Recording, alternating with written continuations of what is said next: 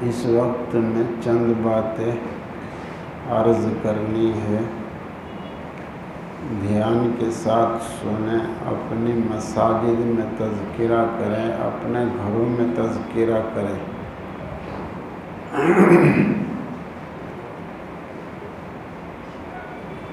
علم کا حاصل کرنا فرض ہے، طلب العلم فریضہ علی کل مسلم، ہر مسلمان پر علم کا حاصل کرنا فرض ہے۔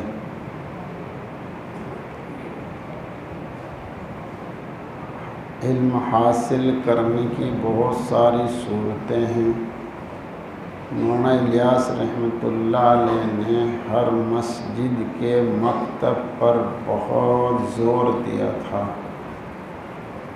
یہ مسجد وار جماعت کا چھٹا کام ہے، اس میں سستی نہیں ہونی چاہیے۔ ہر مسجد والوں کو اس کی فکر ہونی چاہیے کہ ہماری مسجد کا مکتب بڑھیا ہو، پڑھانے والا بڑھیا ہو، اور ایسی ترتیب لگائیں کہ جو بچے کالجوں میں اسکول میں پڑھتے ہیں ان کی بھی ایسی ترتیب لگ جائے کہ وہ بھی سب مکتب سے فائدہ اٹھائے۔ اور اس وقت میں پڑھنے پڑھانے کا جو نظام تھا وہ بند ہو رہا ہے، اس لیے مکتب کو اور بڑھایا جائے، ہر خاندان میں ایک مکتب جاری کیا جائے۔ اللہ کا شکر ہے، حافظ عالم ہر محلے میں کئی ہیں۔ محلے والے اس کی ضرورت کو سمجھیں، ان کو پکڑے، ان سے کو ہماری دکان میں بیٹھ کے پڑھا دو، ہمارے مکان میں بیٹھ کے پڑھا دو۔ اس سلسلے کو جاری کرو، اور یہی نہیں بلکہ مغرب بعد یا عشاء بعد تعلیم بالغان، امام صاحب سے درخواست کرو کہ وہ جوانوں کو، بوڑھوں کو مغرب بعد عشاء بعد ان کا بھی ایک مکتب شروع ہو جائے، اور پڑھانے والے کی خدمت کرو دل کھول کر، اور اللہ سے دعا مانگو، اے اللہ دین کی خدمت نصیب فرما، اور دین کی خدمت کرنے والوں کی خدمت نصیب فرما، اور اس خدمت کو اللہ قبول فرما۔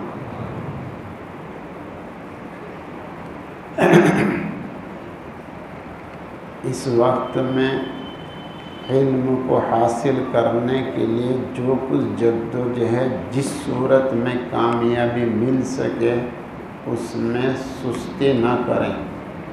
علم کے بغیر رستہ ہاتھ آنے والا نہیں ہے۔ زمانے جاہلیت میں جو سب سے زیادہ الجھاؤ تھا وہ جہالت کی بنا پر تھا، اب پھر وہ جہالت شروع ہو گئی ہیں اور پھر الجھاؤ شروع ہو گیا، گھر گھر میں الجھاؤ ہے، مجھ سے زیادہ آپ حضرات جانتے ہیں، اس لیے اس کی جد و جہد اور کوشش کریں۔ دوسری بات سنو، عمومی طور پر یہ اشکال ہوتا ہے کہ نماز کی نیت باندھتے ہیں تو خیال ادھر ادھر بھاگ جاتا ہے۔ بھائی خیال باندھنے کی محنت نہیں کی، مشق نہیں کی، یہ قوت خیالیہ ہے جس کا مرکز دماغ ہے، یہ لو لگانی پڑتی ہے، اس کی مشق کرنی پڑتی ہے۔ یہ قوت ارادیہ ہے جس کا مرکز دل ہے۔ یہ بڑی زبردست طاقتیں ہیں جو اللہ تعالیٰ نے اس انسان کو دی ہے۔ جب اس کی مشق کرے گا تو وہ خیال بندھے گا، اس خیال کو باندھنا پڑتا ہے، اس کی مشق کرنی پڑتی ہے۔ نیٹ والوں نے محنت کی، مشق کی، پوری رات پوری توجہ کے ساتھ وہ نیٹ چلاتے ہیں، نہ ان کی آنکھ جھپکتی ہے، نہ ان کے خیال ادھر ادھر جاتے ہیں، پورے منہمک۔ کل ایک آدمی پڑھا لکھا نیٹ چلا رہا تھا، راستے میں نے زور سے سلام کیا، اسے پتہ ہی نہیں چلا ہے۔ اتنا منہمک۔ ہمیں ایک مچھر کا بھی پتہ چلتا ہے، جب نیت باندھتے ہیں تو ہمیں ایک مچھر مکھی کا بھی پتہ چلتا ہے، اور اس کو اتنے زور سے سلام کا بھی پتہ نہیں چلا، بلکہ ایک نیٹ چلانے والا لائن پہ چلا رہا تھا، اس کو پتہ ہی نہیں چلا کہ ریل گاڑی آگے اس کو کاٹ کے چلی گئی۔ ایک ملک کی خبر ملی ہے 72 گھنٹے تک وہ نیٹ چلاتا رہا، نہ کھایا نہ پیا نہ سویا، مر کے نکلا نیٹ میں سے۔ قربانی دے رہے لوگ، آج بھی روح غلط ہو گیا ہے۔ تو جو لوگ مشق کرتے ہیں لو لگانے کی، اپنے خیال کو جمانے کی، تو ان کے خیال جمتے ہیں۔ ایک بزرگ سے معلوم کیا تم کو نماز میں دنیا کا خیال آ جاتا ہے؟ فرمایا نماز کے باہر بھی دنیا کا خیال نہیں آتا۔ تو انہوں نے مشق کی ہے، ہم مشق نہیں کرتے ہیں، اس لیے ہماری نماز بھائی بے جان بن گئی۔ تیسری بات سنو، گھر کے نظام گڑبڑ ہو گئے ہیں، دوپہر میں قیلولہ نہیں۔ حضرت مجدد فسانی رحمۃ اللہ علیہ نے فرمایا دوپہر میں قیلولہ کرنا پوری رات نفل نماز پڑھنے سے افضل ہے۔ دوپہر میں آرام کرنا سنت کی نیت سے پوری رات نفل نماز پڑھنے سے افضل ہے۔ جو آدمی دوپہر میں سنت کی نیت سے قیلولہ کرے گا، آرام کرے گا، تو انشاءاللہ تہجد بھی ملے گی، اور جو دوپہر میں قیلولہ نہیں کرے گا تو تہجد تو کیا فجر بھی نہیں ملے گی۔ بہت سارے عشاء میں نمازی فجر میں بے نمازی۔ عشاء کے بعد جلدی سوئیں، گھروں کا نظام صحیح بنائیں۔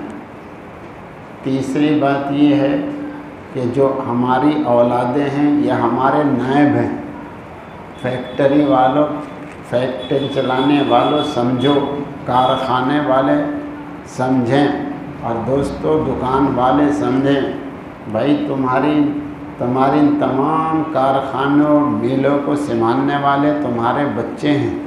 بھائی دوستو تمہاری دکانوں کو سنبھالنے والے تمہارے بچے ہیں جی، اور بھائی مسجدوں کو سنبھالنے والے ائمہ حضرات، اور یہ بھی تمہاری اولادیں ہیں، یہ تمہارے مکاتب کو سنبھالنے والے۔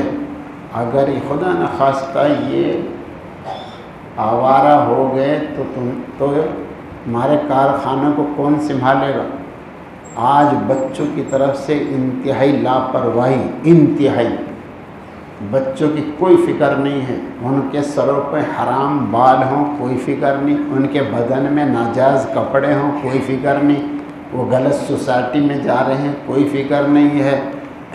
بچے نشے والے بن رہے ہیں، آوارہ بن رہے ہیں، شرابی بن رہے ہیں، تو کیسے یہ آپ کے مساجد کو سنبھالنے والے بنیں گے؟ کیسے آپ کی فیکٹری کو سنبھالنے والے بنیں گے؟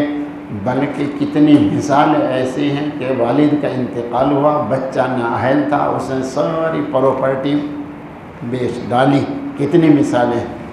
ارے بھائی دوستو، جس طرح کارخانے بنا رہے ہو، میل بنا رہے ہو، فیکٹری بنا رہے ہو، مساجد بنا رہے ہو، ارے دوستو ان کو سنبھالنے والے بھی تیار کر لو، نائب تیار کرو۔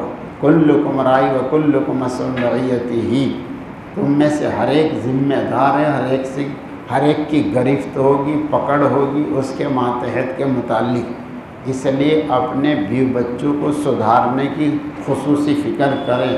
اسی طرح ائمہ حضرات مدرسین سے خصوصی درخواست ہے، تعلیم کے ساتھ تربیت کی فکر کریں۔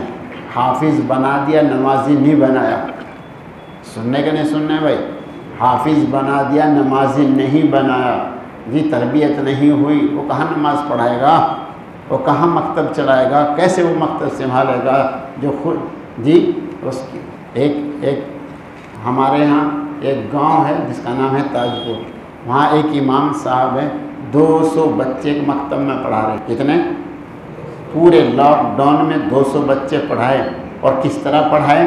کسی کے سر پہ کتا کٹنگ نہیں ملنے گی، 200 بچوں کے سروں پہ شریعت کے خلاف بال نہیں ملنے کے، کپڑے تو کیا ملیں گے؟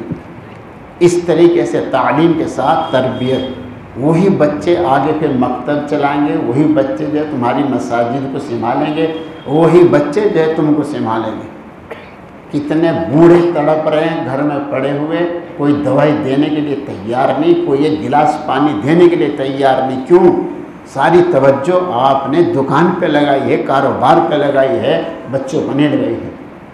یہ آپ کے ولی عہد ہیں، یا آپ کے نائب ہیں، یا آپ کو سنبھالنے والے ہیں، یا آپ کی دکانوں کو مکانوں کو سنبھالنے والے ہیں۔ یہ عام طور سے شور ہو رہا ہے، کام کرنے والوں کے بچے آوارہ ہو رہے ہیں، کوئی فکر نہیں، انتہائی بے توجہ۔ جس کے بچے مضبوط بن گئے، نیک بن گئے، تو سمجھو اس نے اپنے خاندان کو مضبوط بنایا ہے، اس نے اپنی بستی کو مضبوط بنایا ہے، اس نے اپنے ملک کو مضبوط بنایا ہے، اس نے ساری دنیا کی نظر میں مذہب اسلام کو مضبوط دکھایا ہے۔ جس نے اپنے بچوں کو آوارہ کر دیا ہے، اس نے اپنے خاندان کو کمزور دکھایا ہے، اپنے بستی کو کمزور کیا، اپنے ملک کو کمزور کیا، پوری دنیا کی نظر میں مذہب اسلام کو کمزور دکھایا۔ انتہائی بے توجہ ہے بچوں کی طرف سے، یہ بہت بڑا نقصان ہے، بہت بھاری نقصان ہے۔ کیا پہلے مدارس تھے؟ پہلے مدارس نہیں تھے، یہی مکتب تھے۔ گھروں میں مائیں پڑھاتی تھی، گھروں میں بھائی پڑھاتا تھا، اپنی بہن کو پڑھاتا تھا، ابا اپنی بیٹی کو پڑھاتا تھا، ماں اپنی بیٹی کو پڑھاتی تھی، یہی نظام چلتے تھے سب کے۔ انتہائی لاپرواہی ہے، بس بھیج دیتے ہیں بچوں کو دوسروں کے یہاں، جی تم سے تو سنبھلتے نہیں، تمہارے بچے دوسرے سنبھال دیں گے، تم سے تو سدھرتے نہیں، اپنے بچے دوسرا سدھار دے گا، بگاڑے گا، کچھ نہیں کرنے کا۔ انتہائی لاپرواہی ہو رہی ہے۔ ایسا نہ کریں، ایسا نہ کریں۔ کمانے میں کڑی نظر رکھ کے گھر میں حلال روزی آئے، ایک پیسہ نمبر 2 کا نہ آئے۔ محل کی مکھی، تم نے سنا ہوگا جی، کچھ مکھیاں مقرر ہوتی ہیں اس بات پر، کوئی شہد کی مکھی اگر گندگی پر بیٹھ کر آتی ہے، اس کو چھتے میں گھسنے نہیں دیتی۔ آج نہیں پوچھا جاتا ہے بچہ کما کے لا رہا ہے، کہاں سے کما کے لا رہا ہے، کیسا پیسہ لا رہا ہے، کوئی خیال نہیں ہے۔ اس سے بہت بڑا بگاڑ آ رہا ہے، معاشرہ خراب ہو رہا ہے۔ اسی طرح اپنی خوشیوں کو دیکھیں، بھئی یہ منگنیاں، یہ شادیاں، ان میں کس قدر بے پردگی ہے، کس قدر فضول خرچیاں ہیں، اس پر نظر ڈالیں اور ہر آدمی فکر کرے۔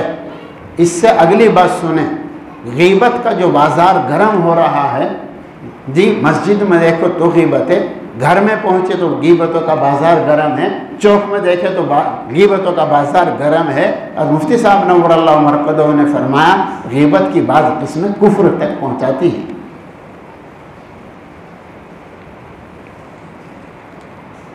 زنا سے بڑا گناہ اور شراب سے بڑا گناہ، الغیبت اشد من الزنا، یہ غیبت، یہ زنا سے بڑا گناہ ہے۔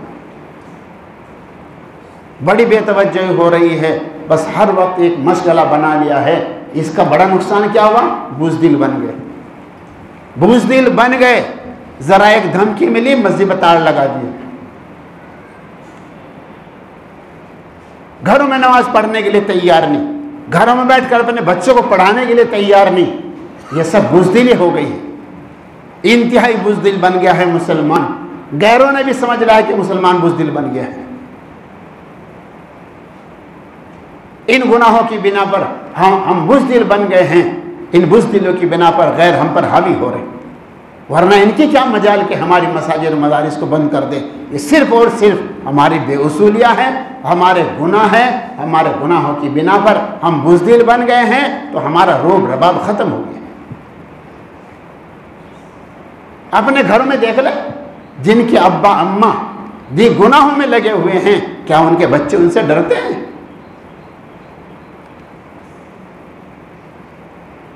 تو اسی طرح ہے بس۔ اور مفتی صاحب رحمۃ اللہ نے فرمایا تھا، ایک دارالاسلام کے اندر ایک بستی تھی جو غیر مسلموں کی تھی، وہ جزیہ دیتے تھے۔ جب ان کے بڑے چلے گئے، ان کے چھوٹے ان سے جزیہ لینے کے لیے گئے، منع کر دیا۔ انہوں نے کہا کہ تم ہمارے بڑوں کو جزیہ دیتے تھے، ہمیں کیوں نہیں دیتے؟ انہوں نے کہا تمہیں پتہ ہے تمہارے بڑے کیسے تھے؟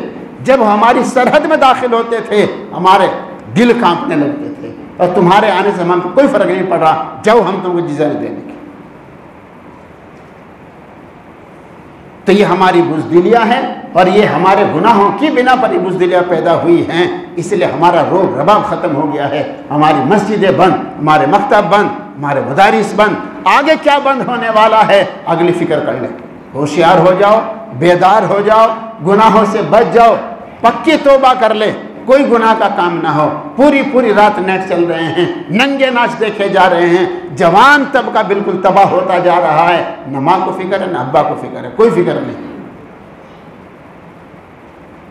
اللہ کے واسطے ایسا نہ کریں، ان گناہوں سے اپنے آپ کو بچائیں۔ اور احساس ختم ہو گیا کہ لنگے پاجامہ ٹخنے سے نیچے کھینچنا حرام ہے، احساس ختم ہے۔ فوٹو بازی سب جانتے ہیں کہ بلا وجہ اور بلا ضرورت فوٹو کھینچنا بالاتفاق حرام ہے، سب جانتے ہیں، مگر فوٹو بازی ہو رہی ہے اور احساس ختم ہے۔ پڑھا لکھا کیا اور ان پڑھ کیا، جس کا دیکھو فوٹو کھینچ لو، جس سے جائے فوٹو کھینچوا لو۔ سود کا کام اتنا عام ہوتا جا رہا ہے، یوں کہتے ہیں لون کے بغیر کام نہیں چلتا، چوری و سینہ زوری ہمیں کر کے دکھا دو، لون کے بغیر ہمیں کام چلا کے دکھا دو، جھوٹ کے بغیر کام چلا کے دکھا دو۔ یہ چوری اور سینہ زوری جب ہم مسلمان کا یہ حال ہوگا جو حدیث پاک کے خلاف بول رہا ہے، جی خطبوں میں سنتا ہے ان الصدق ینجی والکذب یہلک، یہ اس کے خلاف اپنی زبان سے بول رہا ہے، تو پھر بنے گا کیا؟ کلم کھلا بغاوت ہو رہی ہے رسول اللہ صلی اللہ علیہ وسلم کی، تو پھر اندازہ لگاؤ کہ اس مسلمان کا بنے گا کیا؟ اس لیے فکر کریں، اپنے دکانوں پر فکر کریں، اپنے مکانوں میں فکر کریں، اپنے مساجد میں فکر کریں، وقت پہ اٹھ جاؤ، وقت پہ سو جاؤ، اپنے گھروں کے نظام کو سنبھال لو، گھروں میں تمہاری حکومت ہے، اپنے گھر کی حکومت کو سنبھالو، اپنے گھروں کے نظام کو بناؤ، اپنے بھی بچوں کو سنبھالو، اپنے کاروبار کو سنبھالو، شریعت کو زندہ کر لو، گھر میں بھی اور دکانوں اور مکانوں میں بھی، کھانے میں اور پینے میں بھی، شادی میں بھی اور بیاہ میں بھی، اپنی جو ہے وہ شریعت کو زندہ کرو۔ جب شریعت مولانا علی میں صاحب رحمۃ اللہ علیہ نے برما میں 56 سال پہلے جا کے فرما دیا تھا، دین کی تم حفاظت کر لو، مشکات شریف میں ہے، دین کی تم حفاظت کر لو، یہ دین تمہاری حفاظت کرے گا۔ کاروبار میں دین کی حفاظت کر لو، یہ کاروبار تمہاری حفاظت کرے گا۔ ان کارخانوں میں دین کو زندہ کر لو، یہ تمہاری حفاظت کرے گا۔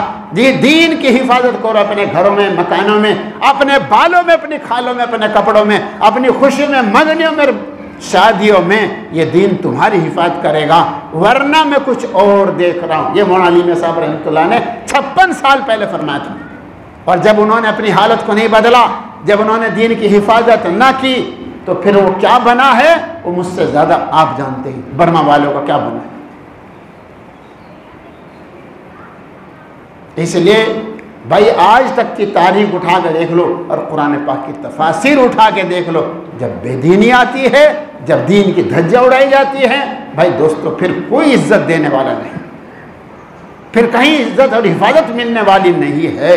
یاد رکھو، بغداد کے اندر مسلمانوں کی حکومت تھی، مسلمانوں کی، جب ان کی حالت بگڑی اور دین کی دھجیاں اڑا دی تو ان کے اوپر تاتاریہ مسلط ہوئے، 20 لاکھ میں سے 14 لاکھ نمٹ گئے مسلمان جن کی حکومت اپنی تھی۔ حکومتوں سے نہیں کام چلتا ہے، کام تو اللہ چلاتے ہیں۔ ملک و مال سے نہیں کام بنتا ہے، کام اللہ بناتے ہیں۔ بھائی اللہ کی بات مانے تو کام بنیں گے، اللہ کی بات مانے تو بیڑے پار ہوں گے۔ جب اللہ کی بات مانی جاتی ہے، جی ابراہیم علیہ السلام نے اللہ کی بات مانی ہے، پوری دنیا کا بادشاہ توبہ برباد ہو گیا ہے، ایک مچھر کا مقابلہ نہیں کر سکا۔ اللہ تو ایک مچھر کے بھی محتاج نہیں، لیکن پوری دنیا کو پیغام دینا ہے، میسج پہنچانا ہے۔ دیکھو پوری دنیا کا بادشاہ ہمارا ایک مچھر کا مقابلہ نہیں کر سکے۔